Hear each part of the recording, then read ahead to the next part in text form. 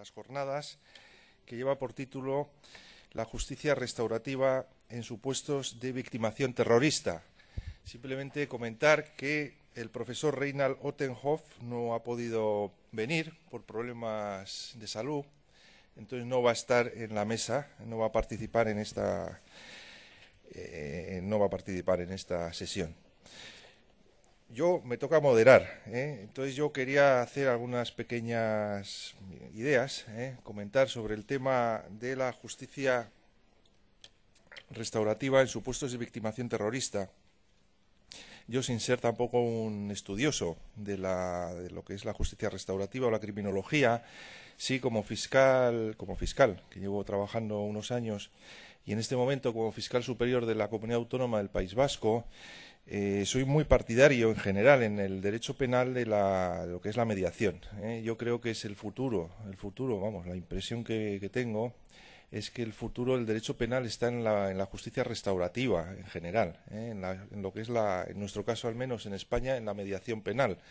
Sé que no tenemos en España una ley de mediación, al menos con respecto, bueno, no tenemos una ley, no está recogida en la ley de enjuiciamiento tampoco la figura de la mediación, sí aparece en la ley del menor, es decir, el proceso de menores sí se recoge la posibilidad de dar salida al proceso, de terminarlo por medio de una mediación penal, pero no así en el proceso de mayores, de adultos, ¿no? Sin embargo, creo que es una posibilidad que podemos utilizar, porque tampoco lo prohíbe la legislación, y de hecho se está utilizando, se está practicando mediación penal en Euskadi en concreto y en otras comunidades autónomas, en unos casos auspiciada esta figura por el Consejo General del Poder Judicial y en otros por los diferentes organismos que están trabajando en el campo el campo penitenciario o en el campo penal. Yo personalmente entiendo que se consigue mejorar la calidad de la respuesta penal frente a la pena, sin más, la respuesta tradicional del derecho penal, de la imposición de una pena y fijación de unas responsabilidades civiles que sin duda tienen un valor incuestionable, lo que es la declaración del derecho, que tiene que existir, la sentencia que recoja el hecho probado y la condena de este hecho, o la absolución en su caso, pero vamos, que recoja los hechos y la calificación y la condena, que se declare el derecho, que tiene, como digo, un valor incuestionable. Probablemente luego ya en lo que es la fase de cumplimiento, de ejecución, de sanción, es donde tengamos o se pueda crear o se pueda buscar soluciones, o se deban buscar soluciones que sean no solamente declarativas del derecho o incluso pues, de imposición de penas aflictivas, sino que también supongan un paso más, que se trate de recuperar la paz social, de restaurar el conflicto o de resolver el conflicto, restaurar la buena armonía, por decirlo así, o la situación tanto de las víctimas como del autor del delito, del victimario. ¿Cuántas veces hemos ido a juicios? Yo he oído a juicios de asesinatos, cuando la víctima, en este caso, lógicamente asesinatos consumados por la familia, te cuentan en la antesala del juicio, yo solo quiero que nos pida perdón. Eso lo he oído yo en Logroño, ¿no? Bueno, he estado 7 años en La Rioja, me acuerdo de un asesinato terrible que hubo allí en un pueblo, Galilea. La hermana de la víctima nos decía, solo quiero que nos pida perdón. En fin, claro, te quedas un poco pensando, ¿no? Hasta qué punto la necesidad del perdón, la necesidad del reconocimiento del daño, la necesidad de más allá de la pena, más allá de la indemnización, que son valores que quizás pues en esta vía de la justicia restaurativa pues se trate de llegar a ese punto, o de acercarnos, sabiendo que son temas complicados. Por otra parte, es verdad también que tradicionalmente, o al menos lo que yo he conocido, la mediación se ha entendido para hechos de menor gravedad, faltas, delitos por supuesto con víctimas, pero quizás pues de penas menos graves. Yo personalmente creo que se puede también utilizar para penas, delitos graves.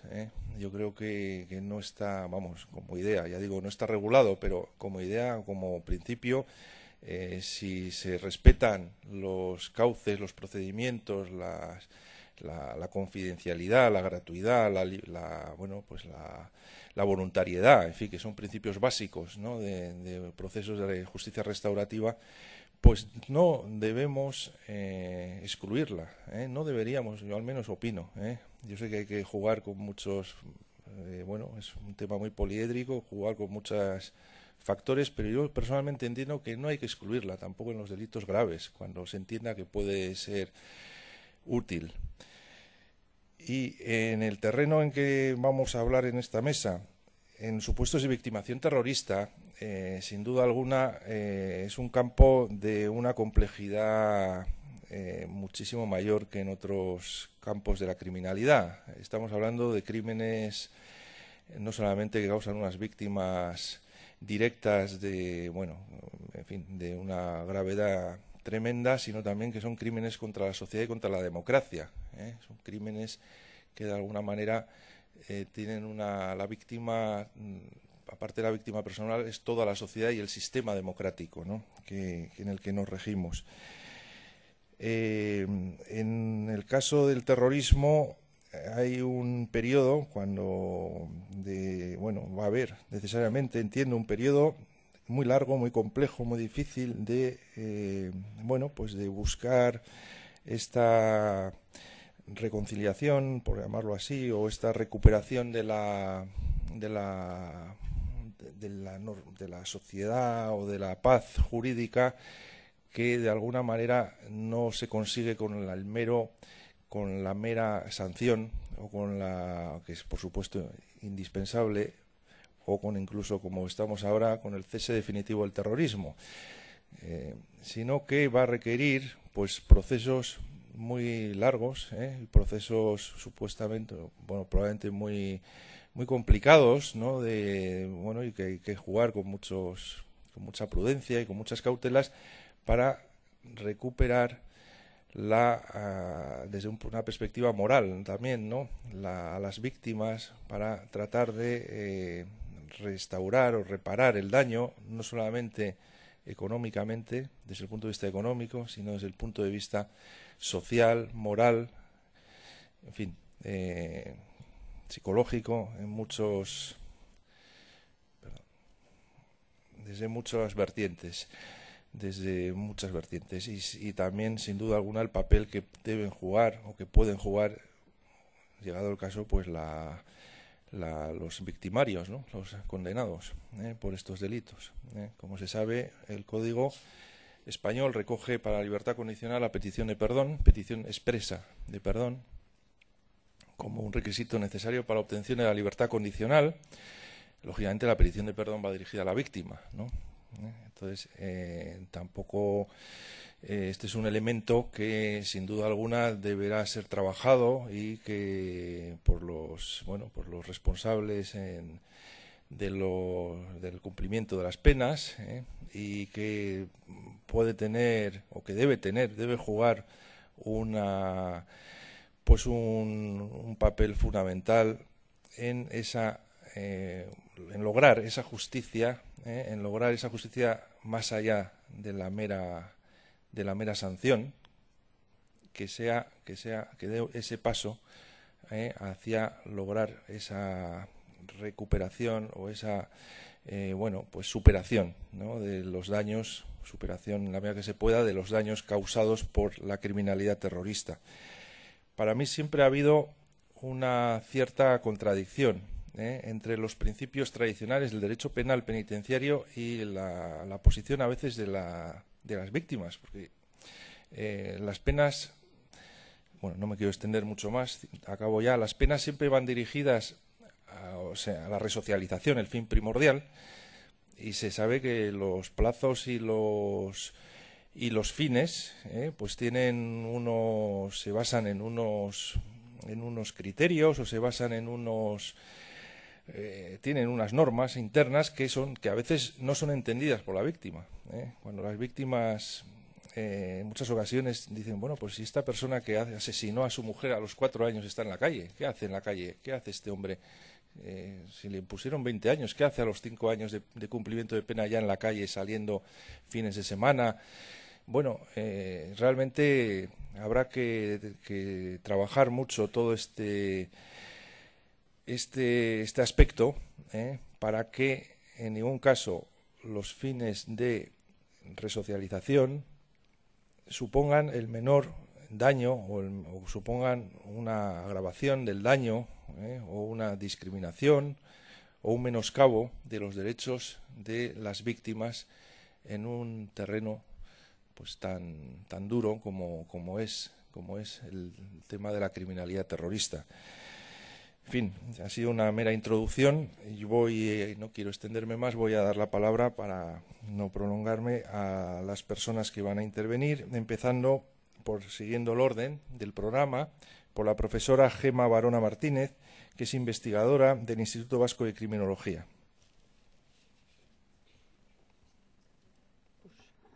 Sí, pues muchísimas gracias al moderador, muchísimas gracias a todas las personas que tienen la amabilidad de escucharme, porque es un verdadero placer, es un gran placer. Si no disfrutamos de estos momentos, pues no vamos a disfrutar de nada. Quiero decir que no es muy normal poder discutir y debatir sobre temas en los que se lleva investigando durante algún tiempo y siempre con conclusiones y resultados modestos en un tema tan espinoso como es este, y más en nuestra tierra. La justicia restaurativa en supuestos de victimación terrorista. Muchísimas gracias. Particularmente quiero dar a los organizadores y a Inmaculada Iraola, a quien vamos a echar mucho de menos cuando se jubile. Ya no le pilla lo del retraso de la jubilación. Bien, y como estoy muy preocupada por el tiempo, voy a empezar ya.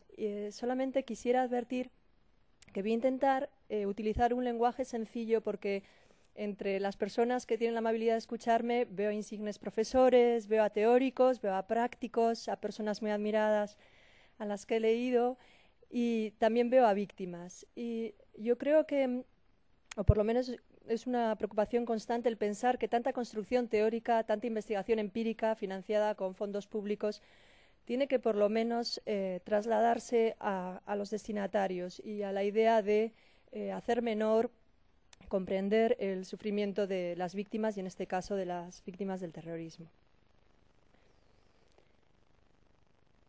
Me voy a referir de forma particular a la victimación terrorista producida por ETA. Las fuentes que utilizo son fuentes que se basan en el testimonio oral. Yo creo que ayer la galardonada con el premio lo expresó muy bien al decir cómo en victimología es fundamental el testimonio de las víctimas, porque realmente los penalistas no vieron a las víctimas, pero es que los criminólogos tampoco las vieron, y los primeros victimólogos me atrevería a decir que tampoco, salvo en su vertiente de contribución al delito. Y esto creo que nos hace ser muy modestos a los científicos, entre comillas, porque somos especialistas en un tema y muchas veces no vemos lo evidente y lo obvio, aunque sean situaciones tan traumáticas en ocasiones. Por lo tanto, creo que el testimonio de las víctimas, y es algo que se abordará en una mesa esta tarde, aporta una luz que de otra manera incluso los que nos llamamos especialistas pues no la podemos aportar.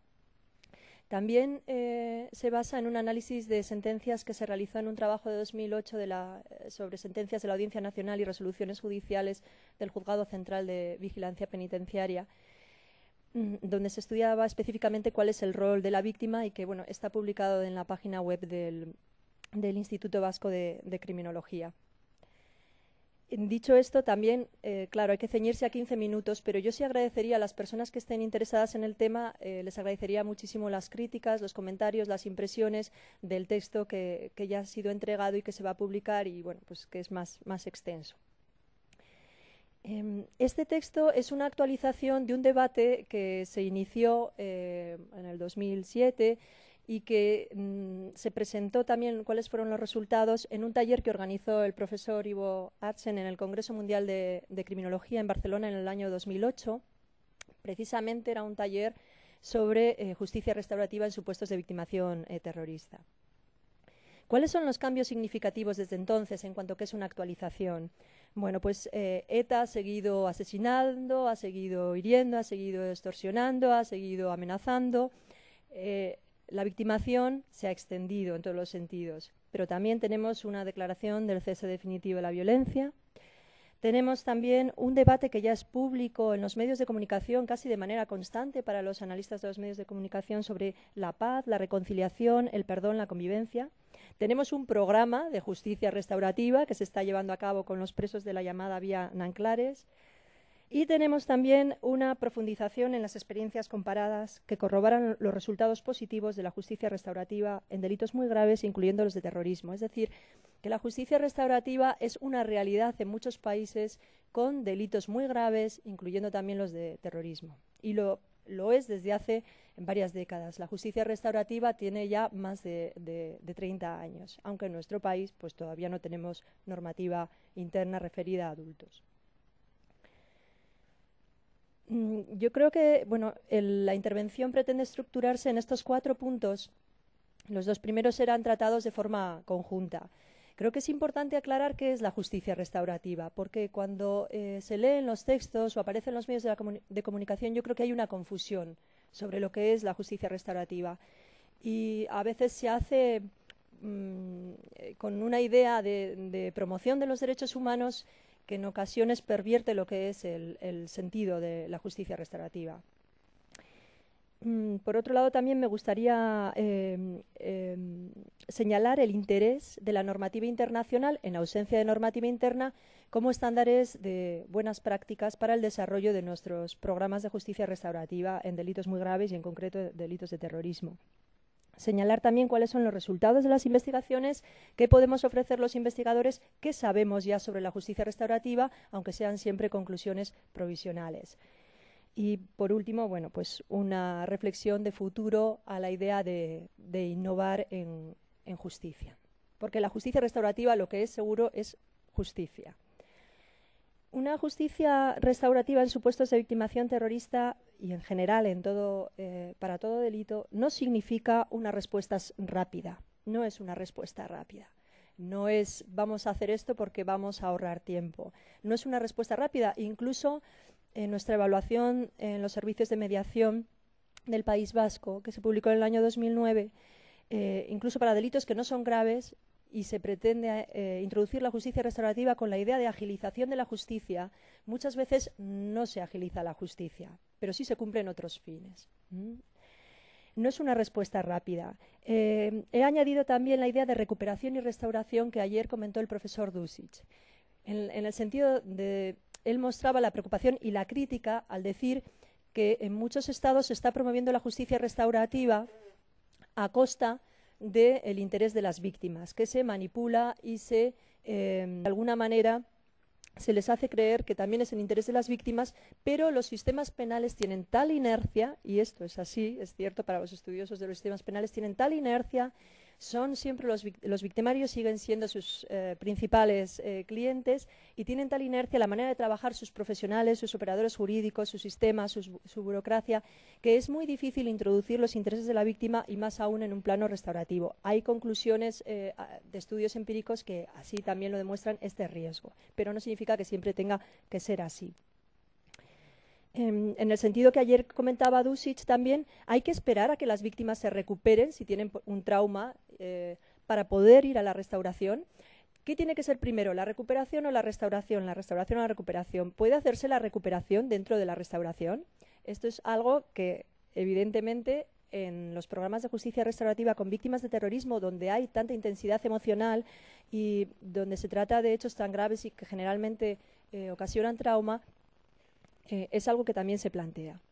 No es una respuesta sencilla, es muy compleja. No es una respuesta sencilla la justicia restaurativa. Yo me atrevería a decir que es mucho más compleja que la justicia convencional. Por eso necesitamos buenos profesionales, por eso necesitamos investigaciones, por eso necesitamos buenos técnicos jurídicos que hagan también una dogmática de la justicia restaurativa y un buen engranaje y un buen articulado de lo que tiene que ser el derecho restaurativo, derecho con mayúscula. No es una sanción blanda o light, como exponía también en este sentido Esther Jiménez Salinas, no es una sanción light y no es una sanción blanda. Y esto es algo que si preguntamos a los victimarios y a las víctimas que participan en estos programas lo dicen, cuesta mucho, no es una sanción blanda. No es solo mediación penal la justicia restaurativa, no es solo mediación penal, hay otro tipo de prácticas en lo que pueden ser mediaciones grupales, conferencias de grupo familiar, grupos sentenciadores, etcétera. Y además constantemente se está innovando. No es una respuesta generalizable ante la pluralidad de víctimas y el dinamismo de las victimaciones. No es una respuesta para todas las víctimas. No es. Lo que sí se tiene que asegurar finalmente, cuando ya, después de años de proyectos piloto, es el principio de igualdad y la posibilidad de que sea una respuesta complementaria, que sea algo más que ofrecer a las víctimas y a los victimarios, que todas tengan esa posibilidad y luego cada uno está en su derecho de aceptarlo o no. Pero no es una respuesta generalizable. Habrá víctimas preparadas y que quieran y otras que no. No es una garantía de éxito. No es una garantía de éxito. La justicia restaurativa no va a resolver los problemas del sistema penal. ¿Por qué se pide a la justicia restaurativa lo que no se pide a otro tipo de respuestas? No es. No siempre funciona bien. Sería muy extraño que siempre funcionase bien. Sería sospechoso. No puede ser la justicia restaurativa una obligación para las víctimas. No puede ser una obligación para las víctimas y ni tampoco una carga.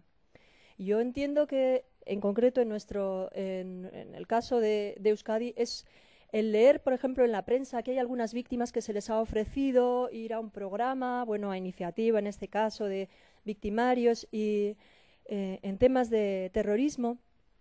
Entiendo que hay muchas víctimas, cuando yo he hablado con ellas, que les supone una especie de carga al decir, y ahora si nosotros no queremos participar en esto, parece que somos vengativas, o parece que no somos generosas, o parece que... Y les supone incluso como una carga, un reproche. No es la justicia restaurativa, no puede suponer una victimación más. No es eso. No es una cuestión privada, no es derecho privado. Está el interés público y está el interés del Estado. No es una pérdida de garantías jurídicas, puede serlo, pero no es en los principios internacionales no es una pérdida. Al revés, yo creo que se hace con un cuidado que permite que no se pierdan las garantías del victimario y se introducen también una serie de garantías, y así queda claro en la normativa internacional y en concreto en la reforma de la decisión marco del 2001, con un artículo ya específico, el artículo 15, con una serie de salvaguardas o de garantías para las víctimas que participan en programas de justicia restaurativa, aunque bien es cierto que no hay una mención específica a las víctimas del terrorismo. La justicia restaurativa no es perdón, es muy ambicioso, es más humilde, no es perdón, no es reconciliación, puede llegarse, puede ser una vía, pero ni es perdón ni es reconciliación. Y no es, sobre todo, y yo creo que esto es algo que preocupa mucho a las víctimas y de ahí su escepticismo, no es impunidad. No es impunidad. La impunidad podríamos traducirla como ausencia de castigo.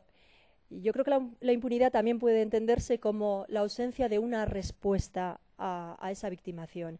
Y la justicia restaurativa pretende que se dé esa respuesta, una respuesta que supone un protagonismo y una participación, pero que es una respuesta pública. En ese sentido, la justicia restaurativa no es impunidad. La justicia restaurativa sí es, en el marco de los principios internacionales, en el marco teórico estoy hablando evidentemente, es una forma innovadora de justicia dentro del Estado de Derecho. Sí implica una dinámica voluntaria de comunicación entre la víctima y el victimario con la ayuda de un facilitador. No utilizo la palabra mediador porque es una palabra, yo creo que ahora bastante degradada. El fin es la reparación de la victimación como objetivo. Es decir, que el fin fundamental de la justicia restaurativa es la reparación de la víctima. De ahí la centralidad de la víctima, su protagonismo. Y cuando hablamos de reparación en sus diferentes facetas, una reparación moral, una reparación material, una reparación pública también, una reparación de las diferentes dimensiones del daño sufrido, que también es un daño, evidentemente hay una dimensión política. supone un protagonismo de las partes y, en su caso, una resocialización activa, una responsabilización creadora. Es decir, no es un indulto, no es una amnistía, es una reinserción en la que el victimario adopta un papel protagonista, tiene que hacer algo, tiene que reparar. Es una resocialización activa. El facilitador nunca es equidistante. Y aquí sí que hay una diatriba, yo creo que en general con delitos graves, también de homicidio, delitos sexuales, etcétera, donde evidentemente no es lo mismo mediar en supuestos de robo, de delitos contra la propiedad, que en este tipo de supuestos. Y el mediador tiene que evitar esa equidistancia. Hay un reconocimiento de un daño, de una victimación que efectivamente se ha producido, y la víctima es inocente. No puede, de alguna manera, cuestionar la inocencia de la víctima o tratar a las partes como si fuesen iguales, como en un procedimiento laboral o en un procedimiento civil. Se trata de un proceso seguro para la víctima. Es seguro físicamente y seguro también en cuanto que no va a suponer una segunda o una tercera victimación. No es victimizante, pero tampoco es humillante para el victimario. La víctima ocupa una posición central, por lo que también pueden existir procesos de justicia restaurativa aunque no se conozca al culpable. Quizá esto en el debate nos dé tiempo de desarrollarlo. Tiene una dimensión social, pero quería añadir que esa centralidad de la víctima, por ejemplo, se manifiesta en estos casos, incluso no solamente en victimación terrorista, pero especialmente en victimación terrorista tenemos una cifra negra, una victimación oculta con unas tasas tan altas que quizá la primera respuesta del sistema penal tendría que ser, en línea con lo que se dijo ayer, no causar más daño, intentar evitar causar más daño que el que se ha producido. Dentro de esa modestia, decir, se ha producido víctimas, vamos a reparar primero esa victimación. Incluso aunque no se conozca al culpable. Las víctimas tienen que ser atendidas. Si la justicia penal está preocupada o gira alrededor de la condena a un culpable, entonces no va a atender a las víctimas. Tiene una dimensión social, más allá del factor interpersonal. Sí que creo que es importante resaltar el factor interpersonal en estos supuestos de victimación terrorista, porque las víctimas del terrorismo han sido tratadas como objetos de un fin político pretendidamente superior. Y la justicia penal no puede volver a tratarlas como objeto de facilitar el fin de ETA, la reinserción de los victimarios. No pueden volver a ser utilizadas, y esto es algo que cuando se recogen los testimonios de víctimas lo expresan claramente con gran escepticismo. Se nos ha utilizado para todo, se nos llama cuando se nos quiere consultar algunas cosas, siempre nos utilizan aquí y allá, lo dicen claramente. Entonces, creo que es importante la justicia restaurativa en estos casos porque devuelve el factor interpersonal, lo importante de lo subjetivo y cómo puede cambiar eso las relaciones sociales. Las víctimas adoptan un papel protagonista, dejan de ser objeto y de alguna manera rompen ese proceso de justificación, de deshumanización y de desindividualización que ha supuesto el ataque terrorista. Especialmente la justicia restaurativa en victimaciones graves requiere insertarse en una cultura o en una ética situacional en que se respete el imperio de la ley y los principios básicos de la humanidad, es decir, los derechos humanos. Con esto quiero decir es que también hay una discusión sobre si la justicia... Yo me acuerdo cuando presenté la tesis hace ya muchos años y ya se decía entonces es que en España no existe una cultura de la justicia restaurativa, no van a poder tener éxito los programas de justicia restaurativa y no hacíamos referencia al tema del terrorismo, ¿no? Entonces es legítimo preguntarse esto, pero no con maximalismos, yo creo, sino que en contextos concretos. En el contexto concreto de la victimación terrorista en Euskadi, evidentemente, una de las primeras cuestiones que subrayan las víctimas y que se puede constatar es cómo es posible un programa, cómo va a ser posible un programa de este tipo y extender su significado socialmente si en un principio vemos cómo se sigue legitimando el terrorismo o hay instituciones donde todavía no hay una condena clara del terrorismo o personas que prefieren mirar hacia otro lado. Y eso es así, eso es un problema social que tenemos aquí. En cuanto al derecho restaurativo aplicable, hay que decir que ahora lo diré, se basa fundamentalmente en ausencia de normativa interna en la normativa internacional. La normativa internacional recoge unas garantías y ya me queda muy poco, ¿no? 2 minutos, bueno. Pero también una flexibilidad. porque como la misma democracia, que hay unas reglas de juego fijo, pero resultados inesperados, pues en justicia restaurativa pasa algo parecido. Y para esos resultados inesperados siempre tiene que darse una cierta flexibilidad. ¿Cuáles son los estándares internacionales? Bueno, esto simplemente lo paso. La pobre intérprete me va a matar, no hay que traducir nada de esto, Lourdes. Es simplemente, bueno, que existe ya un corpus, es simplemente, quizá es visualizar, para las personas que no están tan relacionadas con estos temas, visualizar que existe ya un corpus jurídico muy importante internacional sobre justicia restaurativa que recoge todas las garantías que hemos indicado, ¿no?, para víctimas y victimarios, en diferentes ámbitos, universal y ámbitos regionales. En particular sobre menores, también. Y qué sabemos en la práctica de la justicia restaurativa, porque todo esto es la justicia restaurativa en teoría y según los estándares internacionales. ¿Qué sabemos en la práctica? Pues existen también, y esto es simplemente para visualizar también, una multitud de investigaciones ya empíricas, longitudinales, es decir, a lo largo de muchísimos años, que avalan los resultados de la justicia restaurativa. Y nos vienen a decir, en la esfera interna, también señalamos, también tenemos, las investigaciones empíricas en criminología y en victimología en nuestro país siempre son más modestas que en otros países, pero creo que la ilusión con las que se hacen y la motivación es la misma. En menores hay investigaciones también, he señalado simplemente algunas, hay muchas más. En esos estándares internacionales podemos encontrar lo que se define como buena práctica, como cuáles son las garantías de lo que es realmente justicia restaurativa o lo que se queda simplemente en práctica restaurativa o algo similar a la justicia restaurativa, pero no es justicia restaurativa según los estándares internacionales.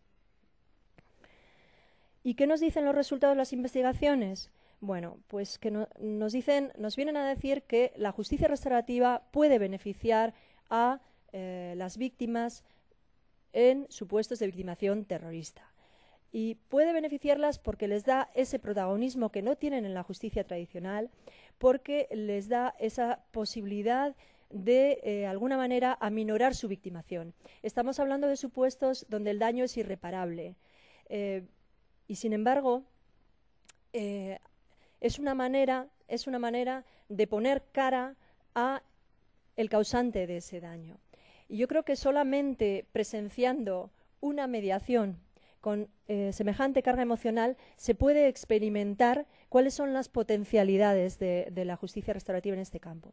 No siempre ha funcionado bien y probablemente no vaya a funcionar bien en muchos casos, pero también pienso que si funciona bien en algunos, creo que habrá valido la pena.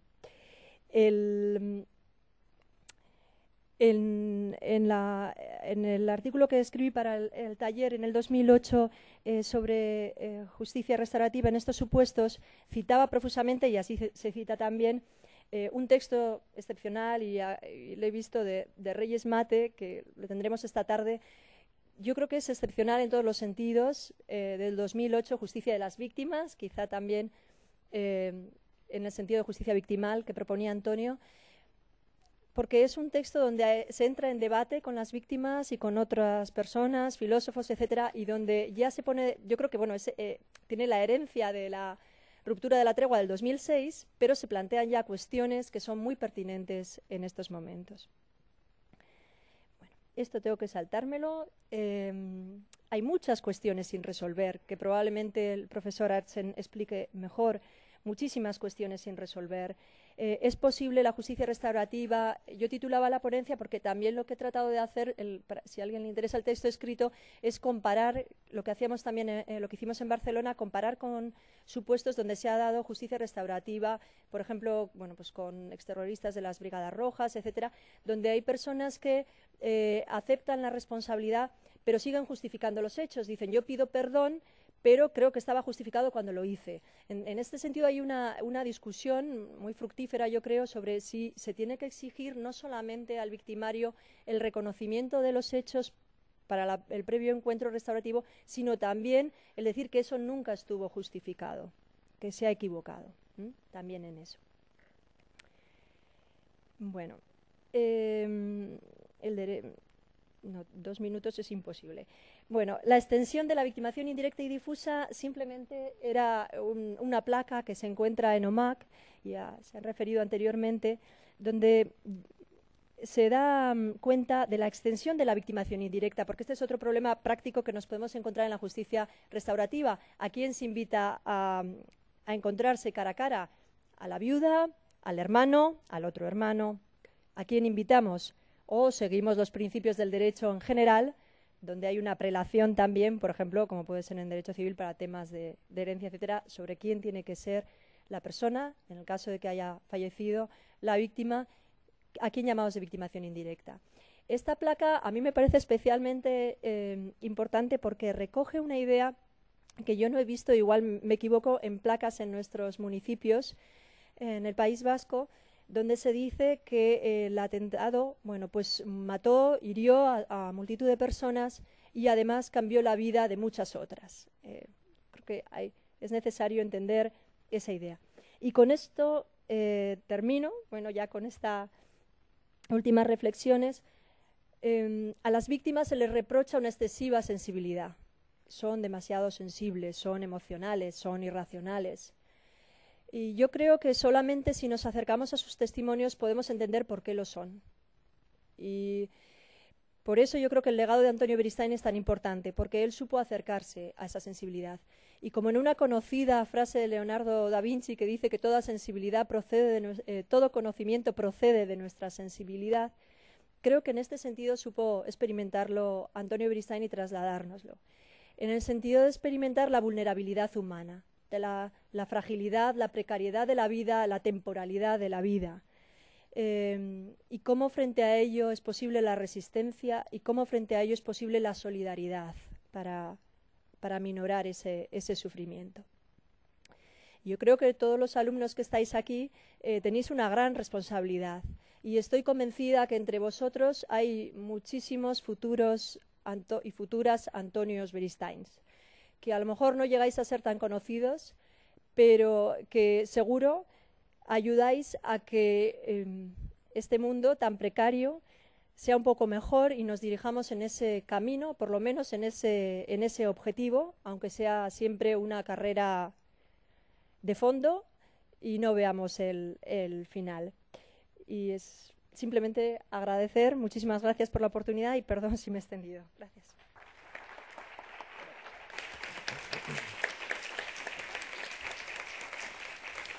Bien, muchas gracias, profesora Barona. Yo me quedo con la frase de tu magnífica intervención, la frase final: el conocimiento proviene de la sensibilidad, ¿no? Entonces yo creo que, como bien has señalado al final, lo importante con las víctimas es la sensibilidad de alguna manera y escucharlas, y que las víctimas, probablemente lo mejor que pueden hacer las víctimas es no callarse. Cada víctima es un mundo, pero sin duda alguna no callarse, que ellas no se callen, ¿no? Y que tengamos toda la sociedad y los que tenemos cierta intervención como operadores jurídicos, escucharlas y tener la sensibilidad suficiente para poder darles la respuesta a la que tienen derecho. A continuación va a intervenir la profesora doña Ana Mesuti, que es antigua funcionaria de las Naciones Unidas y que actualmente trabaja como investigadora en la Universidad de Salamanca. Bueno, buenos días a todos. Los agradecimientos me llevarían los 15 minutos que me tienen asignados y la verdad es que se quedarían cortos porque estoy sumamente emocionada, agradecida y transportada en este momento. Me parece que lo estoy viendo a nuestro queridísimo profesor y amigo Antonio. Yo voy a perder un parte del tiempo en contarles brevemente cómo lo conocí, porque esa parte del tiempo va a explicar el resto del tiempo. Es decir, ¿por qué voy a hablar desde un punto de vista filosófico? Es decir, vamos ahora a hacer una especie de paréntesis después de una exposición tan excelente como la que hemos oído y tan teórica y también a la vez práctica, para pasar a volar un poquito, como solíamos volar con Antonio en nuestras largas charlas filosóficas. Porque yo lo he conocido a Antonio como filósofo.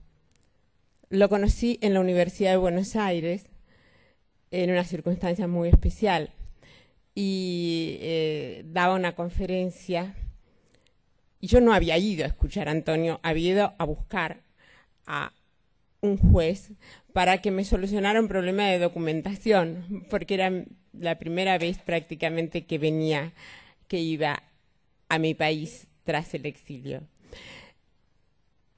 Y me dijeron, si quieres encontrar un juez, todos los jueces van a estar escuchando al profesor Antonio Beristain. Lo había invitado Raúl Zaffaroni. Yo me acerqué, siquiera a la conferencia, no sabía, me daba un poco de vergüenza no conocerlo, por supuesto, no lo conocía, y escuché una conferencia de un penalista, de un criminólogo, sobre Heidegger. Es decir, hablaba de Heidegger, toda su conferencia fue Heidegger, y la finitud, y el problema del tiempo. Y entonces me quedé tan maravillada, dice, pero este hombre me está abriendo un mundo nuevo. Pero lo conocí también como revolucionario. Es decir, esas dos facetas de Antonio para mí son inescindibles. Un filósofo revolucionario. Era el 8º Congreso de las Naciones Unidas sobre Prevención del Delito y Tratamiento del Delincuente, en La Habana. Era el 8º Congreso. Yo había pasado un tiempo, no había tenido noticias de Antonio, pero estaba en una pausa en mi trabajo, tomando un café, y veo que en el Palacio de Congresos de La Habana un gran revuelo de periodistas y una cantidad de gente de la televisión y todo esto. Y yo digo, ¿pero qué pasa? ¿Qué pasa? No, es que está llegando un sacerdote, el profesor Antonio Beristain, que viene a denunciar las violaciones de los derechos humanos cometidas por la Iglesia Católica. Entonces, claro, estaba en ese momento ante un revolucionario, ¿no? Estaba realmente Antonio ahí presente, dándonos su señal. Si tengo que dar un subtítulo a esta intervención, que prometo se atendrá al tiempo fijado, la llamaría Variaciones sobre frases, para darle una analogía musical. Variaciones sobre frases de Antonio Beristain.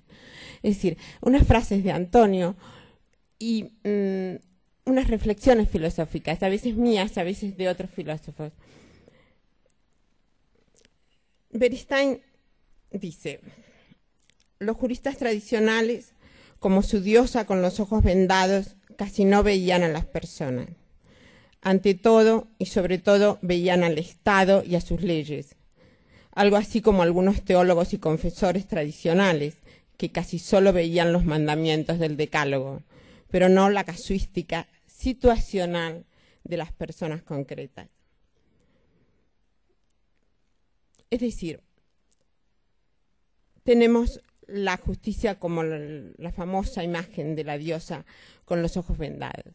Y se nos tendría que ocurrir preguntarnos,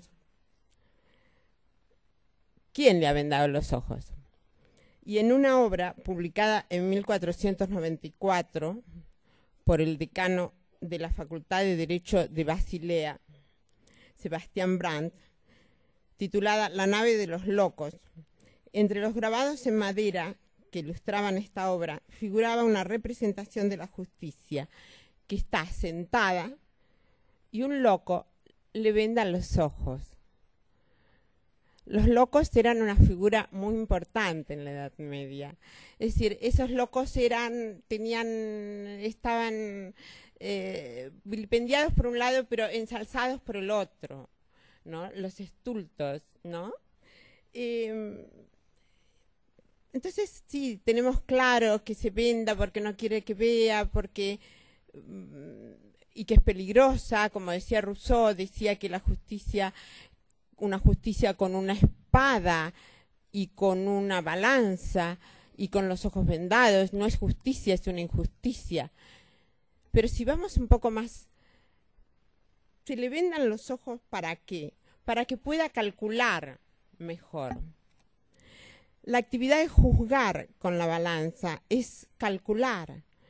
Está basada en una representación. Los destinatarios del juicio están representados en una igualdad ficticia, imaginada, de acuerdo con la operación técnica de calcular. Para realizar la operación de calcular es innecesario ver. ¿Es posible que sea innecesario ver? Sí, es innecesario ver, es mejor imaginar.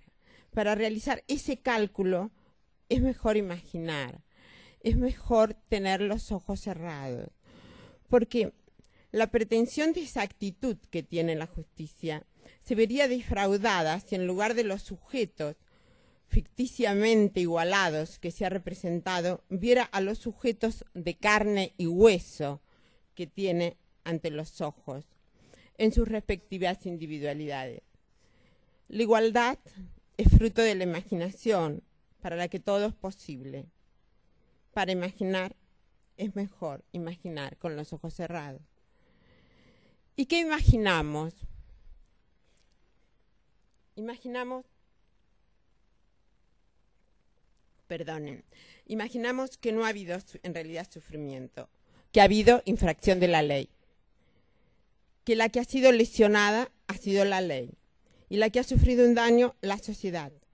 Puestos a imaginar, todo daño imaginado puede ser calculado fácilmente y luego borrado con otro daño, igualmente abstracto en su formulación, como es la pena cuantificada en tiempo.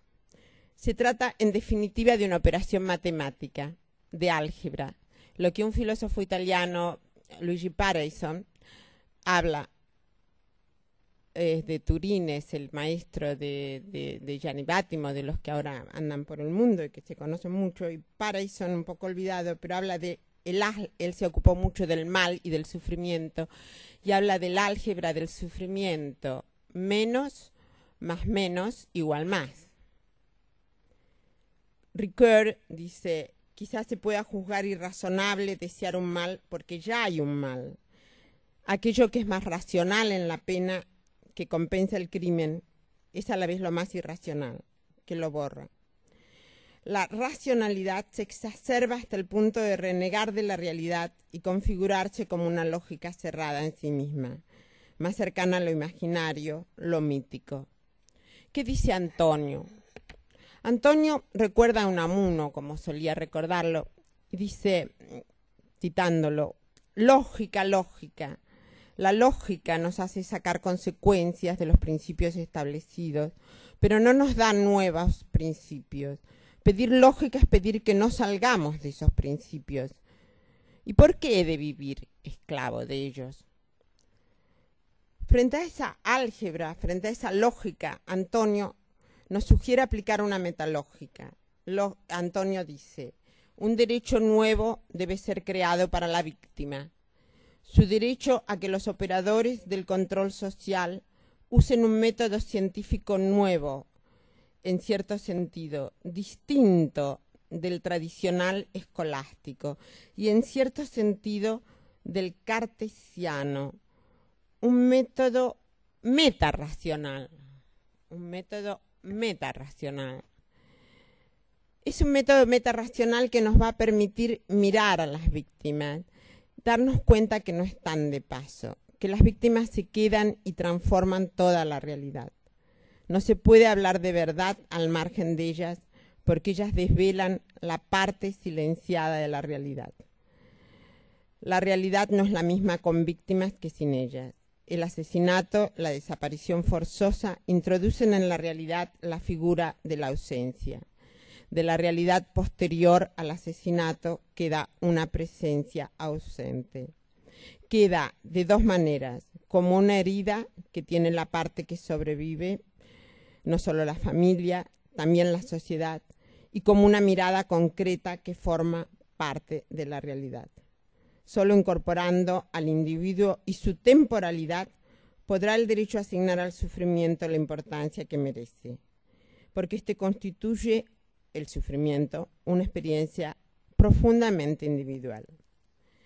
Vemos cómo nos vamos apartando, porque para llegar a lo que quiero llegar, que es a la justicia no restaurativa, sino recreativa, que propone Antonio, quiero que vayamos viendo por qué tenemos que abandonar el razonamiento que hemos seguido hasta ahora los penalistas. Hemos hablado de la individualidad y de la temporalidad. El tiempo es fundamental para la justicia. En la alegoría del buen gobierno en el Palacio Público de Viena, la justicia, que es la sabiduría del derecho, está sentada junto al tiempo, junto a la templanza, que es la sabiduría del tiempo. La imagen nos indica que la justicia no ha de olvidar la temporalidad del ser humano, su finitud. No puede haber justicia sin reconocimiento de la finitud. ¿Qué nos dice Antonio del tiempo? Antonio dice, en verdad, restablecer e incluso restaurar mira demasiado al pasado. El modelo recreativo de justicia desea más bien recrear la convivencia armoniosa en el avance progresivo de la evolución y la historia, que difiere de y supera la repetición circular de la cultura helénica. Un filósofo, Jacques Derrida, considera que la justicia también está hacia el futuro, pero habla de la justicia como el avenir, no tanto en cuanto futuro, sino en cuanto a algo que está por venir. Descompone la palabra en francés avenir, algo que está aún por hacerse, algo que estamos construyendo, hacia lo que nos dirigimos. En realidad, la justicia siempre está por venir, como nos decía recién la profesora, siempre estamos construyéndola, es un proceso lento, está por llegar, despliega la dimensión misma de los hechos que se van produciendo y siempre tendrá este avenir, siempre lo habrá tenido, porque la justicia no es solo un concepto jurídico ni político, es mucho más. Y ahora que dije político, voy a llegar a la parte también importante del tema, es decir, lo que nos toca, que es el terrorismo como terremoto, el terrorismo como tragedia, el terremoto como tragedia. Nos vemos entre ruinas y ante la destrucción no puede muchas veces haber reconstrucción, ni siquiera construcción. Por eso Antonio Beristain nos habla de recreación. Hay sufrimiento, hay tragedia. No mirar la tragedia, abstraerla y convertir la herida en delito, la cura en pena, y al que tiene la herida olvidarlo, es una locura, como la del loco que venda los ojos de la justicia. Beristain dice, la respuesta mira, busca, desde el delito y sus circunstancias situacionales, recrear la convivencia futura desde esa situación. En el pensamiento filosófico cada palabra pesa, la palabra situación pesa. ¿Por qué? Porque hay ya toda una tradición filosófica que habla de la sabiduría de la tragedia. Estamos ante tragedia, no podemos tratar de cotidianizarla. Ricoeur habla de la sabiduría trágica que nos orienta en los conflictos, que orienta a la sabiduría práctica como sabiduría en situación, demostrando la influencia de lo trágico en lo ético. Tengo acá una especie de condena al silencio dentro de 2 minutos. Pero 2 minutos también pueden ser los minutos que en un cuento de Borges se le da a un condenado para poder elaborar toda su obra. y él la elabora 2 minutos antes del pelotón de fusilamiento. No recuerdo cómo se llama ese cuento, pero está muy bien. Yo no quiero dejar de decir el final. Para mí, lo que me va a permitir llegar a un final y conectar con el principio. Si no, no es final. Es decir, hablamos de administración de justicia. Claro, ¿quién administra la justicia? Una señora sentada con una balanza, una espada y con los ojos vendados. Terrible. Tenemos que ir más allá. Tenemos que aprender a no administrar justicia, a no calcular con los ojos cerrados. Empezamos a mirar, como nos enseña Antonio, con la mirada del ojo del pintor que suele citar, al que solía referirse tanto. Y también parafraseaba Antonio Esquilo cuando decía en las Euménides: ¿quieres parecer justa más que ejercer justicia? ¿Quieres administrar la justicia más que hacerla? La justicia retributiva, la justicia imaginada por la señora sentada con los ojos vendados, pretende borrar lo que ha sucedido imponiendo una pena calculada, sin más. Algo así como si en un terremoto, en lugar de intentar reconstruir una casa destruida, destruyéramos otra casa, creyendo que así reconstruimos la anterior. La justicia recreativa de Antonio es la justicia que recrea más allá del derecho, de la racionalidad jurídica que hasta ahora nos ha enceguecido, pero no como una luz que viene frente a nosotros e ilumina el camino que tenemos por delante, sino como un foco que nos enceguece y deja en la oscuridad aquello que se ha decidido que no miremos, como se ha decidido que la justicia no mire. Antonio y su justicia quitan la venda de los ojos de la justicia para que mire a todos, para que nos mire a todos. Pero,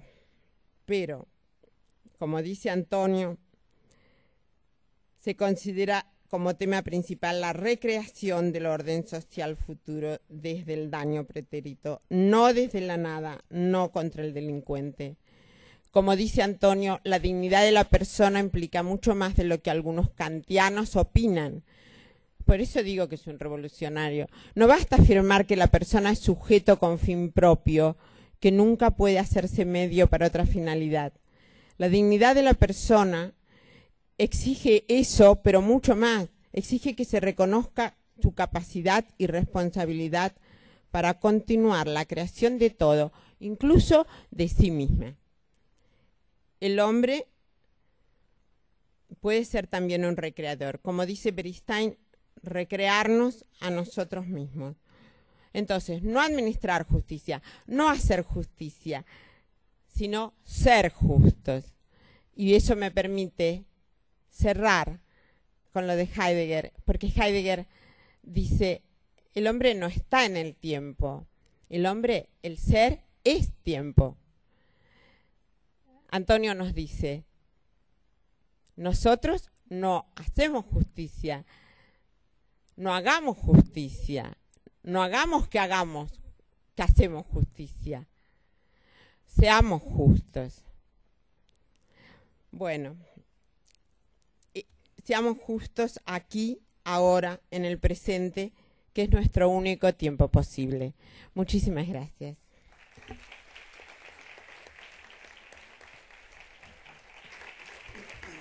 Muchas gracias, profesora Messuti. La verdad es que ha sido una intervención muy interesante desde los principios filosóficos también, ¿no? Que yo creo que siempre hay que recurrir un poco a los principios para encuadrarnos y ver un poco la realidad a la que tenemos que afrontar. A continuación va a intervenir el profesor doctor Ivo Arsten, coordinador de la línea de investigación Restorative Justice de la Universidad de Lovaina, en Bélgica. Muchas gracias. Buenos días a todos. Es un gran honor para mí participar aquí hoy en este encuentro, este homenaje al profesor Beristain. Y es un gran honor también para mí de contribuir un poco a la continuación de nuestra cooperación entre la Universidad del País Vasco y la Universidad de Lovaina. Pero, porque no quiere victimarles demasiado, me parece mejor continuar en inglés ahora. So I will try to explain a little bit about restorative justice and victims of terrorism, and more precisely, the applicability of restorative justice in such cases. Does not work?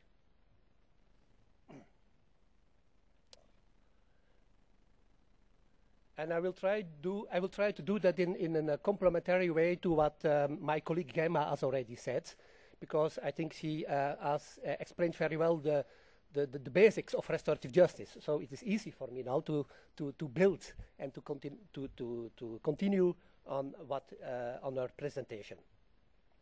I used two sources for my reflections or for my communication on some findings, and the first one was a European cost action of some years ago already on restorative justice developments in Europe, and one of the domains in this action precisely dealt with the applicability of restorative justice in cases of large-scale violent conflict. And secondly, my second source is a project that was already mentioned yesterday, I think, by my colleague Rianne from Tilburg, about developing standards for assistance to victims of terrorism. And there as well, there was part of that research and also part of that book publication dealt with the applicability of restorative justice in cases of terrorism. I will first try to say a few words about terrorism, as far as this is still needed for you, for this audience. And then I will move very quickly to restorative justice and how it could be, or how it can be applied to cases of terrorism. When we talk about terrorism, we must be aware, of course, of the huge variety in types and forms of terrorism and the developments and the evolutions in terrorism. We see now an evolution towards a more global phenomenon of terrorism, where this large-scale victimization, this kind of new terrorism, high-profile, high-impact terrorism, came much more to the forefront internationally. And what we also see is that terrorist acts are focusing much more on victims that are chosen at random and much less in a selective way. I would like to use a definition of terrorism not from a legal point of view this time, but more from a social sciences point of view. And in the project that I mentioned that we did together with the University of Tilburg and with other universities in Europe, we used this definition developed by Alex Schmidt, and it makes clear that it is an anxiety-inspiring method, and that what is also clear here is the distinction that we should make between the direct targets, these are the direct victims, and then on the other hand, the main targets, this is the larger population. Terrorism is terrorism because it is a communication process. What terrorists try to do is to communicate something, a message, and they use the victims as message generators. We are aware, as I said, of different types of terrorism, and this is a typology that makes certainly sense, according to me, where we see different types of first political terrorism, organized crime-linked terrorism, and pathological terrorism. And under the political terrorism, we see, for example, insurgent terrorism, where a non-state actor operates against a state actor. And one of these types, under this insurgent terrorism, is nationalist and separatist terrorism. Victims are very useful, very interesting, very relevant for terrorist acts. They are very much needed. Without victims, without different types of victims, without different levels of victimization, terrorism would not make any sense. And we must make the distinction, I think, between primary victims, secondary victims, and tertiary victims. The primary victims are the direct victims, those people who experience physical or at least direct physical or economic damages because of the terrorist acts. The secondary victims are relatives of these direct victims, family members, for example, but also first responders, people who can have also influences, consequences in a psychological and in a social way. And then what an important and interesting group is, that are the tertiary victims of the vicarious victims, vicarious victimization. That is the society at large. All people in society, in the city or in the country or even worldwide, who feel affected in one or another way after a terrorist act. And these vicarious victims, this third level of victimization, is most interesting, of course, for terrorist acts and for terrorists, because they really want to impress this bigger group of victims. They want to induce a climate of anxiety, or they want to realize some of their claims by putting pressure towards this bigger group of victims. Terrorism, as was already said, is a complicated process, and we use, or we can use some interesting theoretical models, as this one, for example, where also the role of the media and the mass media is highlighted, and where mass media play a very important role in creating some perceptions about security and safety in society. And we all start, on top of the figure here, we all start with a kind of relatively positive feeling of security in society, so a low level of perceived vulnerability. But through terrorist acts, of course, this is changing. This is true for the direct victims, but also for the indirect victims. And I could explain the whole figure much more into detail, but we do not have the time now. But it makes clear, I think it is very useful mechanism and a figure that shows the processes, the dynamics of terrorism, and how it influences this bigger group of indirect victims, tertiary victims in society. I mentioned already this dimension, the vicarious dimension in victimization under terrorism. And there are, I think, two important psychological, emotional consequences in these to be observed in these vicarious, at this vicarious level. And the first one is anxiety. And there has been a lot of research done after 9/11 in the United States and also in other countries, and I suppose also, I think also in Spain, after the attacks in Madrid, about these traumatic experiences, traumatic consequences amongst the population in a city. In New York, it was observed, it was found in empirical research, for example, that 7 to 11% of the whole population had experienced some feelings of traumatic stress in the weeks and the months after 9/11, after the 9/11 attacks. The role of television viewing has been made clear that there is a direct causal link between media exposure through watching TV on the one hand and traumatic experiences on the other hand.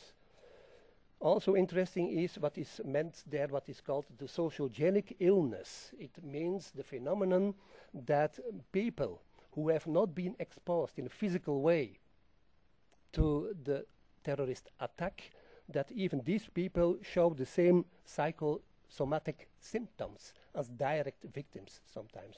And so there's a lot known already about these feelings of anxiety in the larger population as well. And but the second emotion, or the second consequence at the affective emotional level, is anger, was shown.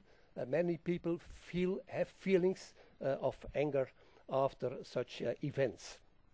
And the notion of vicarious retribution, punitive feelings, retribution amongst a larger population has been studied as well by people as Likell and others. And they discern a chain of 4 cognitive affective processes, as you can read on the slide.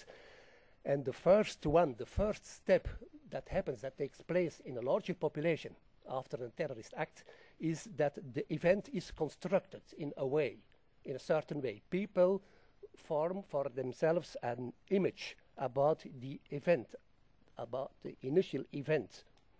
A next step is that people in society identify with other people of the same society, of the same group, a type of in-group identification. We all feel the same things, we know what it is to become a victim of crime and certainly to experience such extreme situations.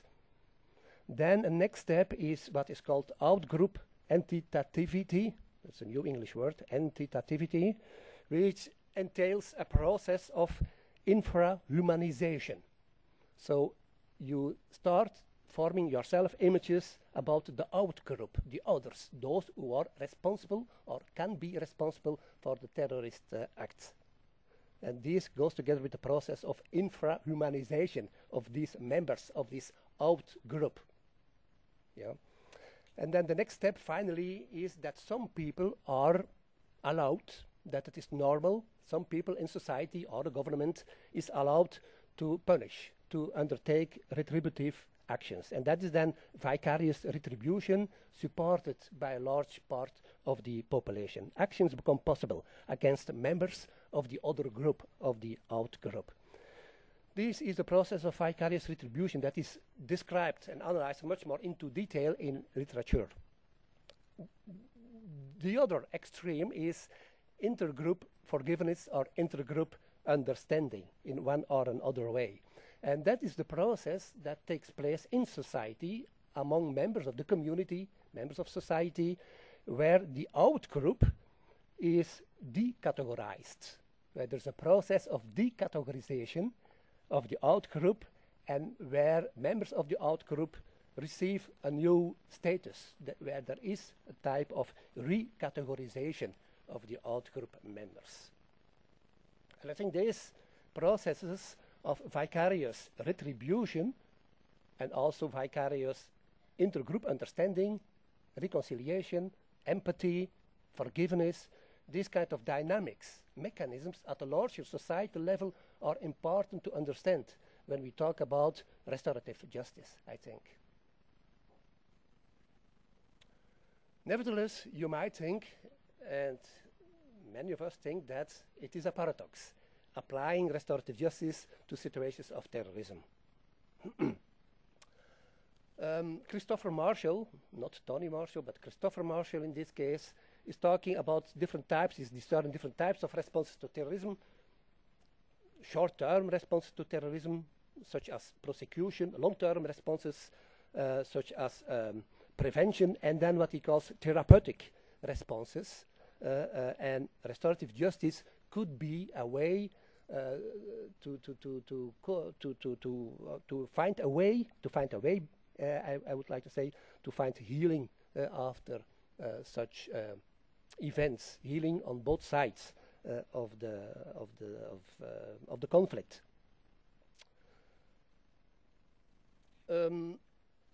Restorative justice responses to terrorism, when we try to imagine what it might be, then we should also be aware that restorative justice is much more than a method or a technique. Restorative justice is, first of all, about principles and values. And there's a lot literature internationally about these values and principles of restorative justice, but this is one of these schemas that is presented. Principles are personalism or relate to personalism. Yeah, individualize it, putting a face behind what happened, personal contact and so on. Personalism, reparation, reintegration, which presupposes taking responsibility and so on, and then participation by all those involved. These principles are based on values like respect and dignity and other values as well. Is it not possible to establish a dialogical process based on restorative justice principles and values in the context of terrorism? And there are many obstacles, of course, such as that it's not at all sure that respect and equal dignity is shown on both sides. And one of the big problems is, of course, that terrorists feel themselves victims as well, often. So there's a fight on the victim status. Who is the victim? But also there are important opportunities. We must be aware, of course, that both sides are suffering. Both sides are suffering. And that is an important fact. That is an important knowledge to start from this suffering lens on both sides. We can furthermore distinguish restorative justice and the applicability of restorative justice at the different levels. And I would like to discern the micro, the meso, and the macro level. And we know restorative justice best at the micro level, at the interpersonal level. Victim-offender mediation, for example, penal mediation, victim-offender mediation, is something that we can imagine. We have these practices. You have very well established practice in the Basque Country, and so on. But there's also conferencing, family group conferencing, community conferencing, which involves more people from the community. Also circles, healing circles, peacemaking circles is an interesting model which has a lot of opportunities, I think, for applicability on restorative justice. And we have another type, victim impact panels, where offenders are confronted with victims, maybe not their victims, but victims of similar cases, and where there is a kind of dialogue communication between these surrogate victims and these offenders. And this is also something that is tried out in cases of terrorism in some countries, for example, in Germany. There are other examples, and these are all described in literature. Examples of victims of terrorism who have met their terrorist, the person who was responsible for the terrorist act, or who have met a member of the same terrorist group. And you find some names here. These are names that are documented in literature. There are movies of these cases and so on, with people from the former the Irish Republic Army, the first example with the Rode Armee fraction in Germany, and so on. So we have documentation, we have case studies, quite some case studies where victims, family members of killed victims have met the terrorists in prison, mostly, years, 10, 20 years after the events. And it is also shown in these case studies what it is for the victims, what the consequences, what the meaning can be for the victims. Many victims have questions, they want more information about what happened. And was it you who killed my father? Or was it another person? And who was still responsible? This kind of information is important for victims, for children of killed victims, and so on. And also they make something clear. They want to make clear to the offender, to the terrorist, what the impact was on their lives, and so on. These are the important needs for the victims that can be addressed by restorative justice, can be addressed by restorative justice, I would even say much better than by court. More challenging is to find ways on how to apply restorative justice at the meso level, at the community level. And I will pick out some examples.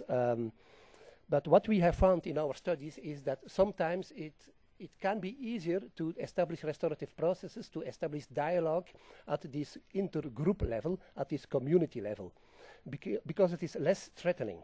And it can be that there is more potential than at the individual level. There are some examples in Ireland, the LIFE program, and also some examples that we have described about parents, families forum, people from in the Middle East. These are experiences from family members from Israeli killed people and Palestinians who are forming groups together and who are talking. Restorative justice at the macro level, there we can find some inspiration at the in types of transitional justice and transitional justice mechanisms such as truth and reconciliation commissions, of course. And the big challenge there is on how to interact, how to make sure that informal mechanisms in the community can interact with the formal ones.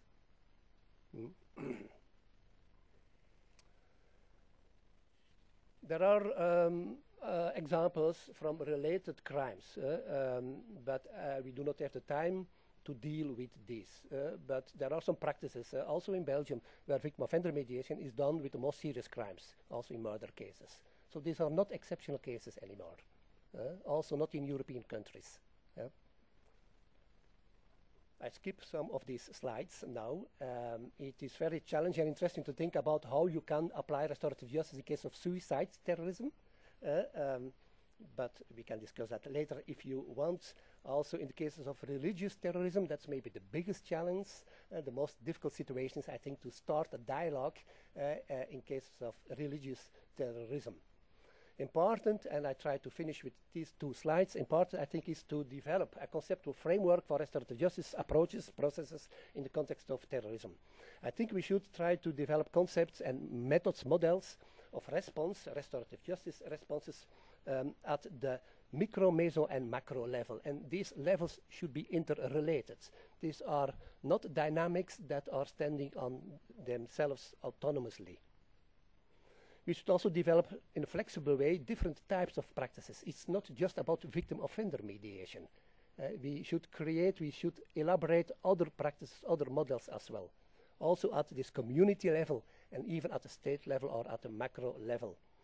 We have used a 3-level model developed by Holger Christoph Rohne from Max Planck Institute some years ago already, and he distinguishes the procedural level, the outcome level, and the purpose level. The purpose level is important. That is what we try to achieve, what kind of objectives do we try to achieve, and who are the beneficiaries in these kind of communication processes that we try to establish through restorative justice. And we can talk about different types, different degrees of relational restoration, restorativeness in different degrees.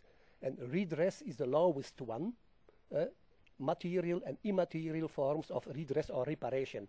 Working through the past is a second level where mutual listening is taking place between groups of people. A third level is the level of coexistence, where people and group members of different groups can show mutual empathy. And the final level, the highest level in the pyramid, is a level of reconciliation. When we develop responses and good practices to meet the needs of victims of terrorism, at these different levels, direct victims and indirect victims, I think we should work on these 3 levels indeed at the level of the interpersonal government. The way how we develop, how we establish psychosocial assistance, for example, we can include restorative justice principles and values in these by giving the right information to individual victims, to provide them with adequate information, by avoiding stereotypes and myths about the other side, about the enemy, and so on. And also, I think it is a restorative justice principle to view people, to view the population as a resource, not as something that must be helped and assisted, but as a resource. And I think we should use these principles of resilience in population. And this is very much according, or fits very well at least, with restorative justice principles and values.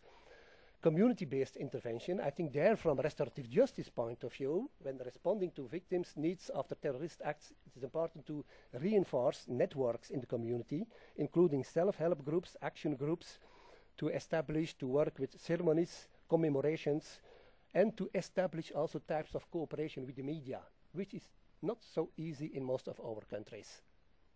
But I think people working in victim support, people working in restorative justice programs must develop knowledge and strategies and concepts on how to build cooperation with the media. It is crucial. It is building social support for restorative justice through the media is a conditio sine qua non, I think, for really developing restorative justice. Also, of course, in cases such as terrorism. And then finally, there's a big responsibility, I think, on the side of government when governmental bodies inform people, inform the public opinion, and when they communicate.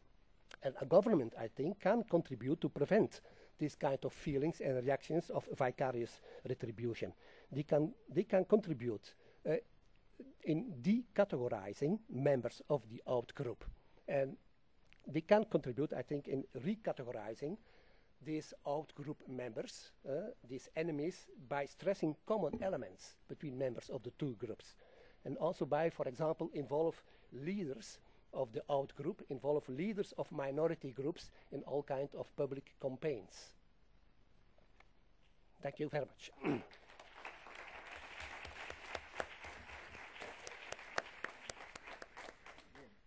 Bien, muchas gracias, profesor Artsen. Bueno, después de estas brillantes 3 intervenciones, nos quedan unos minutos para un coloquio, 5 o 10 minutos. Pues el que quiera, sí. Usted, sí. Bueno, el micrófono. ¿Hay algún micrófono? Bien, sí, luego, después, sí. Igual.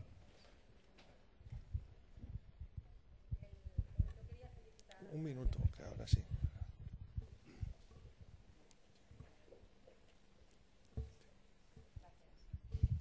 Bueno, yo quería felicitar a la mesa, la verdad, por las brillantísimas intervenciones. Y quería preguntar una cuestión tanto a la profesora Varuna como al profesor Artsen. En nuestro país la única manera que conocemos la justicia restauradora es en el ámbito de menores y en delitos leves o no graves, por así decirlo. El salto cualitativo inmenso que significa aplicarlo a delitos de terrorismo, pues yo creo que en la imaginación de cada uno de nosotros se puede comprobar. A mí me preocupa, lo ha apuntado el profesor Artsen en su última, justo al final, y lo has dicho tú también, Gemma, la ausencia de cultura jurídica, cultura social, cultura gubernamental, cultura también a través de las leyes. Me preocupa cómo dar este inmenso salto cuando lo estamos aplicando, porque no la tenemos, y la mesa lo ha dicho en sucesivas ocasiones, ¿no? Tenemos una pequeñísima cultura en el campo de la justicia de menores. Yo, a nivel teórico, no tengo ninguna duda que se puede hacer, pero me preocupa enormemente en la situación en la que estamos, cómo vamos a dar ese gran salto en la aplicación a delitos graves y con víctimas del terrorismo. No puedo más que manifestar mi preocupación, no, y como los ponentes sois vosotros y no nosotros, la solución que venga de la mesa. Well, if you are really concerned about the victims, then I think we have a strong argument in favor of restorative justice. Because what are the needs of the victims? Victims of very serious crime. These are not that much financial needs, I suppose. I think so, we know. But people try to understand. These needs are much more at the immaterial level. And these needs relate very much to the offender. So they want to understand what happened and why it happened, and they want to bring a message to the offender, usually. They do not want immediately reconciliation. I do not like to talk about restorative justice in these terms. I see it much more at a lower practical level. So if we really are concerned about the victims, then we have all reasons to apply restorative justice, first of all, for serious crimes and not for minor crimes. And most of the serious crime is still committed by adult offenders. So seen from a restorative justice point of view, there is no one good reason to make restorative justice not possible for in adult criminal law. So, but of course, the way we have developed and established restorative justice in several of our European countries is with an institutional way of looking at the problem. And we start from the existing institutions and the existing legal frameworks. We do not start from needs in society. And I think that is a pitfall. That is a mistake. We should be aware and we should try to understand the impact of crime in society. And the justice system, how important it is, can only capture a little part of the impact and can only deal with a little part of the impact in society, I think. So there are much more possibilities, resources in society, in the community. And I think we totally forgot about these strengths of the community.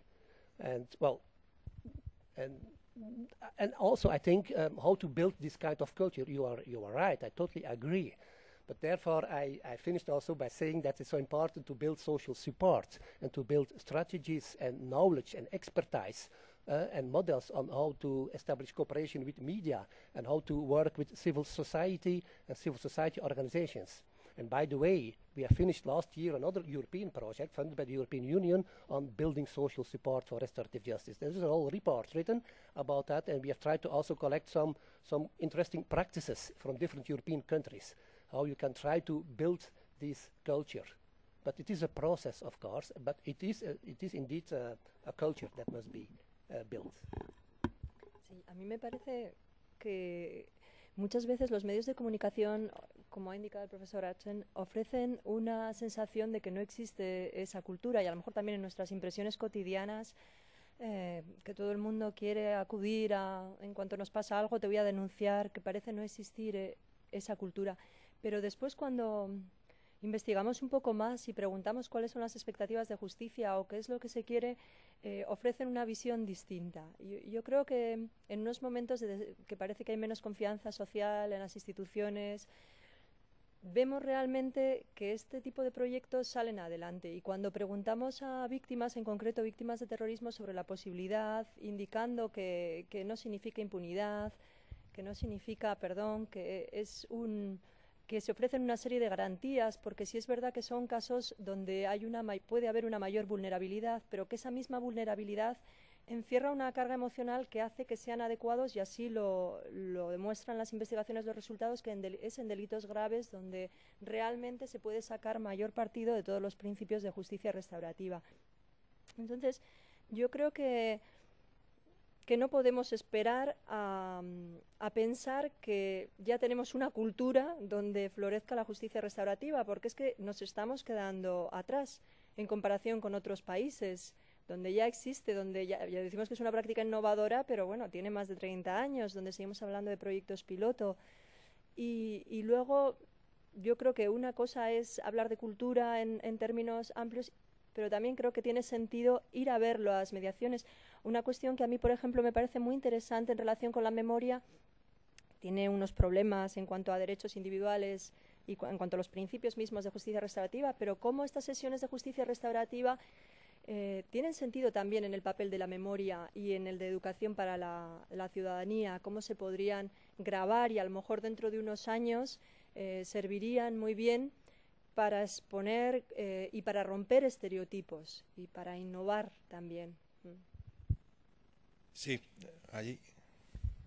Sí, a mí me parece interesante separar el uso de la justicia restaurativa en los países que tienen todavía un proceso de justicia transicional, que acaban de salir de problemas muy graves, por ejemplo en Latinoamérica, El Salvador, Guatemala, Colombia, que están saliendo de masacres muy fuertes, y la comunidad necesita ver primero que en esos desplazamientos forzados la gente le regrese en sus tierras, y esas leyes que se hacen van construyendo muy poco a poco es una justicia macro, ¿verdad?, en la cuestión de la justicia restaurativa. Entonces el tiempo va a ir ayudando a esa sociedad, porque ahorita nadie cree en la justicia restaurativa, en esos procesos. Y luego yo estaba haciendo una meditación, ¿cómo es posible que en algunos lugares, como en Sudáfrica, Mandela, que acepta haber hecho terrorismo y solamente así liberó a su pueblo, ahora tenga tenga su estatua junto al Parlamento inglés? Entonces como que los jóvenes ven mensajes cruzados, ¿no?, de lo que queremos enseñarles y cómo explicarles que esas crisis en países que estuvieron colonizados tuvieron que acudir a esas técnicas para poder haber logrado su liberación. Entonces me parece que a las generaciones les damos demasiados mensajes cruzados y les quedará poco claro lo que estamos tratando de decir. Bien, creo, Miguel, que querías intervenir aquí delante. Miguel.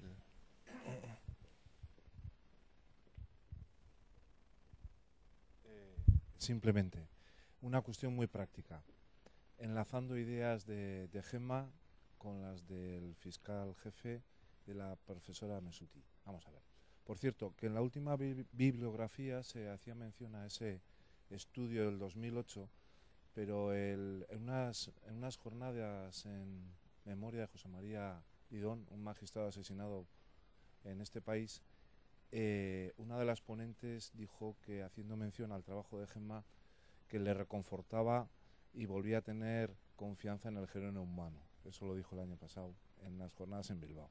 Partiendo de lo que tú has comentado y lo que ha dicho también Juan, por ejemplo, yendo a lo práctico, como operadores jurídicos, la víctima, porque el título de las jornadas es hacia una justicia victimal, pero relacionándonos con nuestro trabajo del día a día y para ser justos, como decía también la profesora Mesuti, vamos a ver, para ser justos y siempre que lo quiera la víctima, ¿por qué no vamos, para estar más presente la víctima en el proceso? ¿Por qué, por ejemplo, una cuestión procesal? Y para que me había parecido a ver que temblaba un poco la pantalla, la cara de Antonio, cuando por ejemplo ayer intervino el magistrado del Tribunal Supremo, cuando decía que el proceso tiene que girar todo alrededor del imputado o del acusado. Nosotros queremos introducir más la presencia de la víctima. Por ejemplo, siempre que lo quiera la víctima, y en delitos graves, las experiencias con menores, etcétera, yo estoy absolutamente conforme con Juan, en el sentido de que para los delitos graves, has mencionado ese proceso que hubo sobre Galilea, me parece, que se sienten reconfortados y que muchas veces las víctimas, con independencia de la compensación económica, que suele ser irrelevante en la mayoría de los casos, lo que quieren es escuchar al victimario a ver qué opinión tiene. No se podía, y sería posible o no, y sería beneficioso o no, introducir una reforma al enjuiciamiento criminal en el sentido de que la última palabra, digo, para los que tienen que administrar justicia, no fuese del victimario sino de la víctima. Os pregunto a toda la mesa. Bueno, hombre, pues es una idea interesante. Yo, desde luego, hombre, a las víctimas normalmente en los procesos penales cada vez tienen más protagonismo, como bien has dicho y bien sabes, porque eres un letrado en ejercicio, y sin duda alguna yo creo que ha habido una evolución en el derecho procesal en los últimos años, porque el presidente de la Audiencia también es testigo de ello, en el que cada vez tiene más presencia la víctima, y yo creo que, no sé si esté en el anteproyecto de nueva ley de enjuiciamiento criminal, que todavía no me lo he leído, es un anteproyecto o un borrador que no puede tener más recorrido porque la legislatura ya ha terminado, pero bueno, puede dar pie a un nuevo, bueno, puede servir de base para un nuevo proyecto en la nueva legislatura.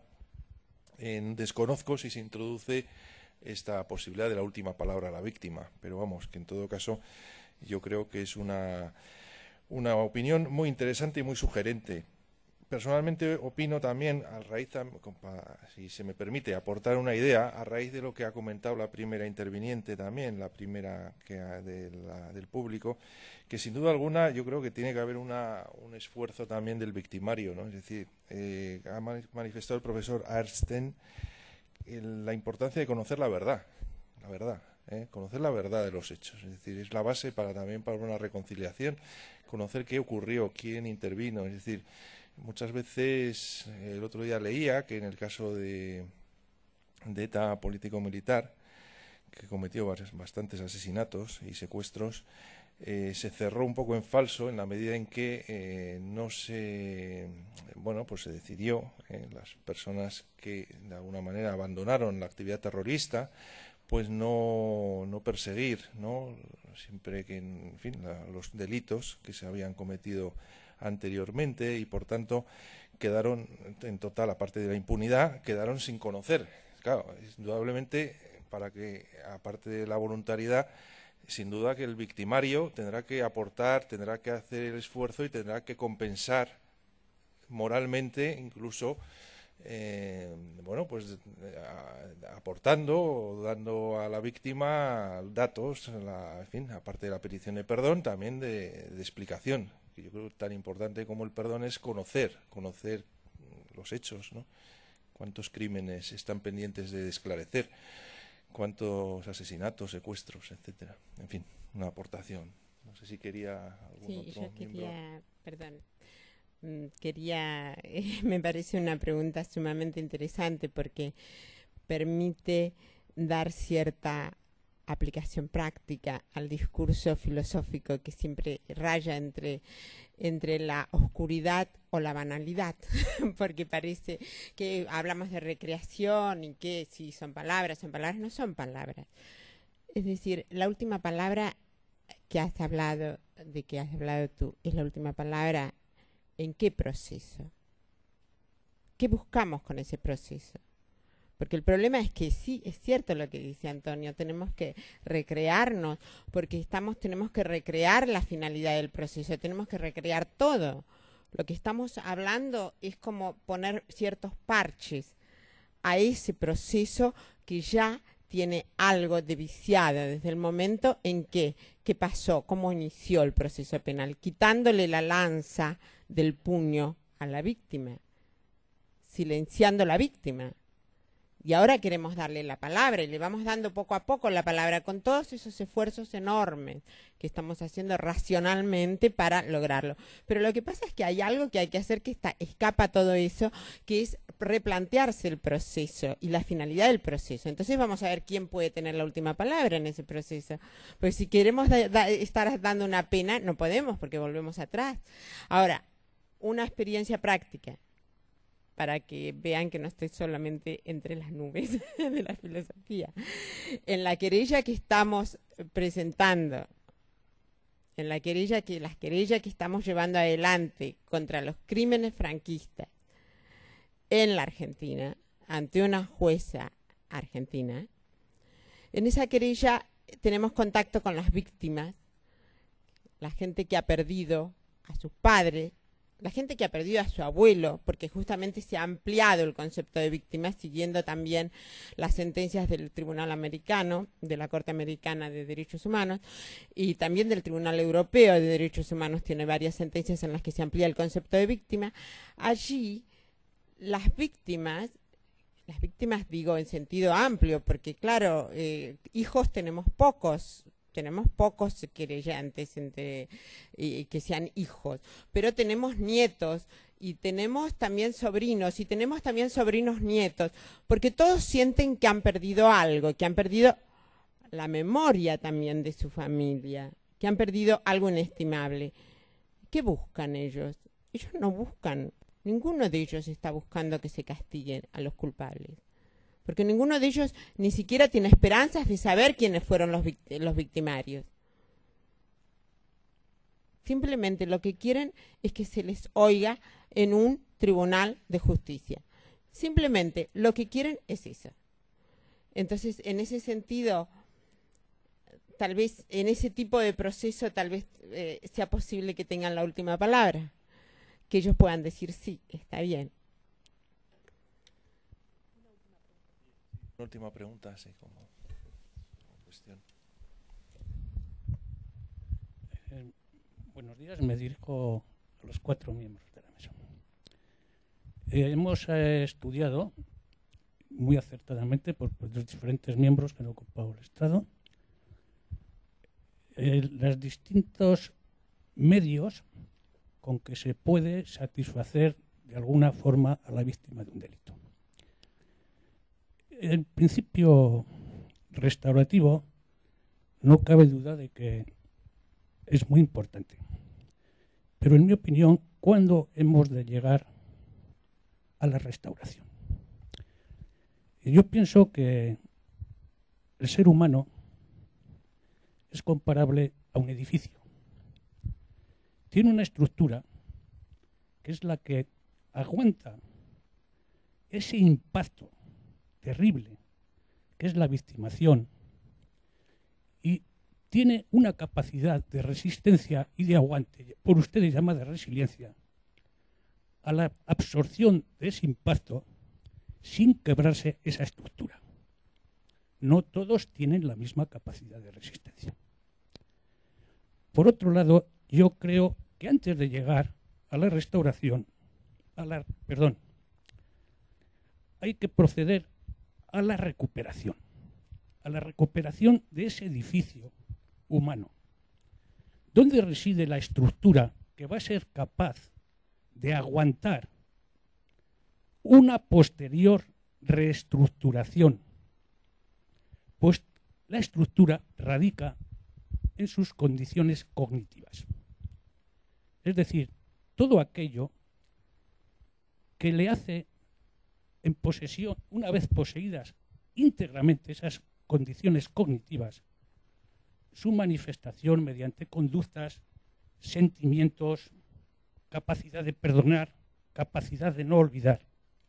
Si no procedemos a esa restauración total, que nunca será restauración total, porque al origen nunca vamos a llegar, porque se ha mermado.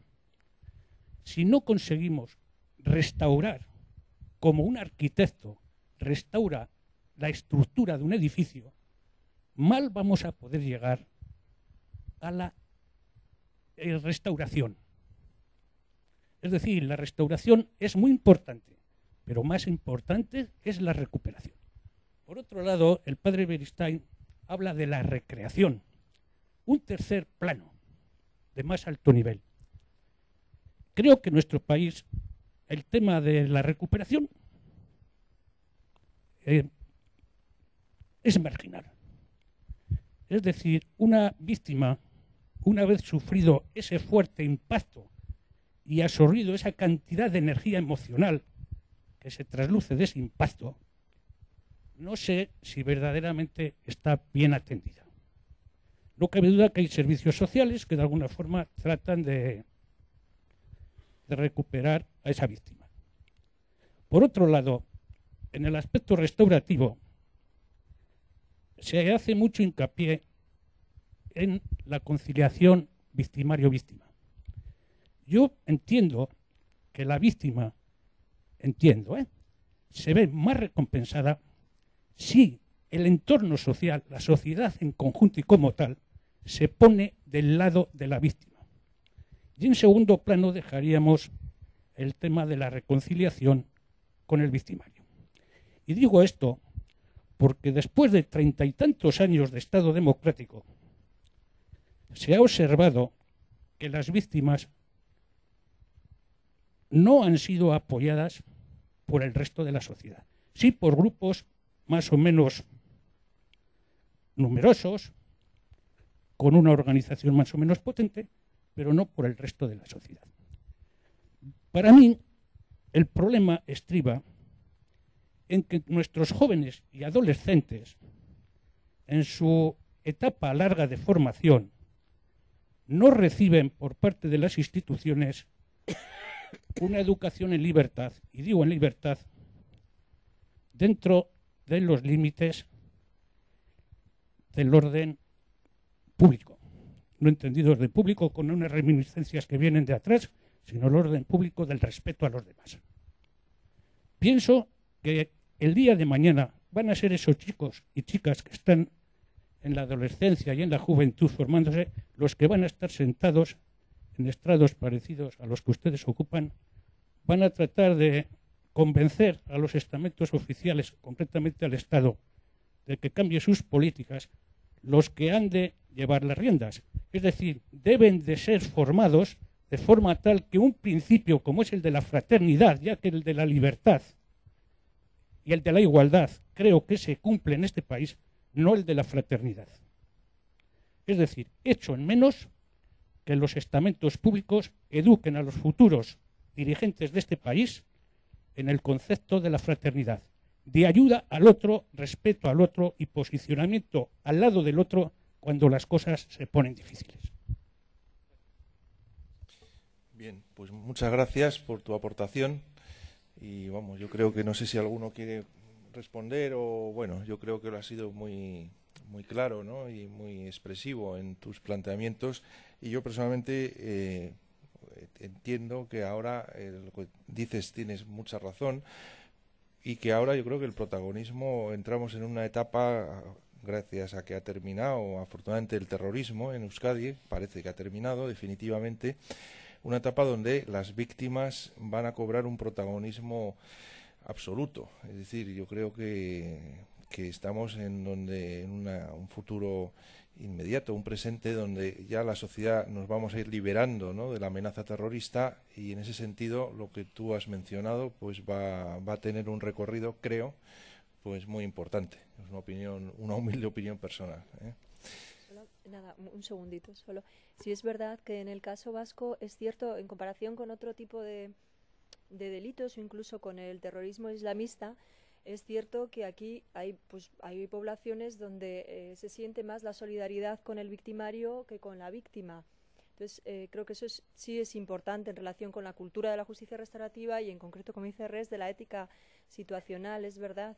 Entonces, eso sí que lo tenemos que tener en cuenta. Hay personas en nuestra sociedad, afortunadamente, esperemos que ya solamente por vías democráticas pretendan imponer, pero hay muchas personas en nuestra sociedad, y las tenemos ahí, van a seguir viviendo, que opinan que estaba justificado el terrorismo, que está mal matar, pero que en este caso concreto estaba justificado. Y eso es así, eso es algo a lo que nos tenemos que enfrentar, y ahí sí que creo que tiene mucho interés esa necesidad de interrelación de la justicia restaurativa en los niveles micro, meso y macro, para que de verdad quede asentado y que sirva realmente a las víctimas, que no les sirve solamente, es cierto, el perdón a lo mejor de su victimario, si luego va a ir a un pueblo donde puede tener pintadas o donde incluso le pueden decir algo realmente humillante.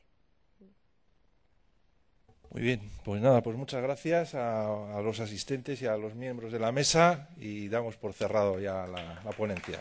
Gracias.